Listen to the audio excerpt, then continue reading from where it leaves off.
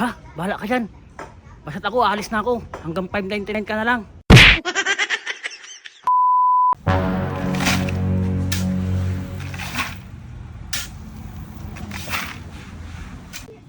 Kasawa naman itong trabaho natin. Ang init-init tapos ang liit pa lang sahod. Tsaga-tsaga lang pre, ang hirap maghanap ng trabaho ngayon.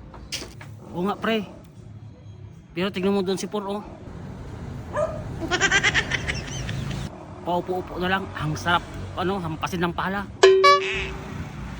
Ganyan talaga pre, wala naman tayong magagawa dyan eh, purman yan eh. Hindi naman natin pwedeng sitahin yan. Sa bagay, paano na nga lang ako dito? Oy, bilisan nyo dyan! Ang oras na. Oo, Paul. Ayaw, di ma...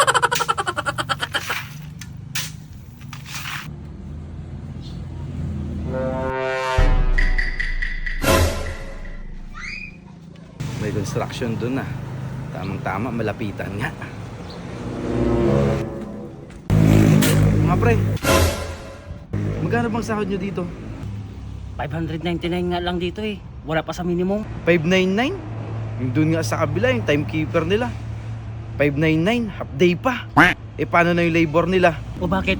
Magkano yung libor? 1499.50. Tamang-tama, hiring pa sa kanila ngayon. Ha? Ganun ba?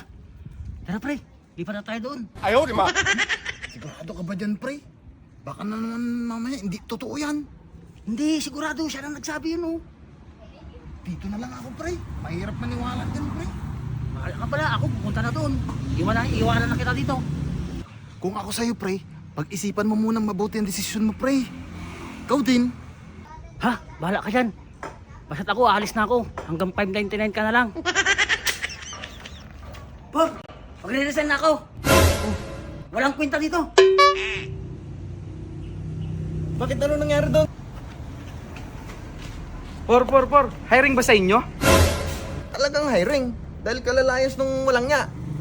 Oh, gusto mo ba dito? Sige, magsimula ka na. Yes.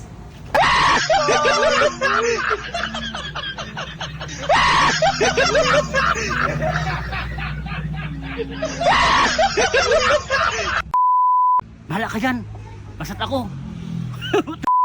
Kung ako sa'yo, pre, pag-isipan mo Ha? Ganun ba? Tamang-tama. Punta tayo ngayon sa kanya. Oo nga pre, tignan mo si Pordon, oh. Paupo-upo na lang. Ang sarap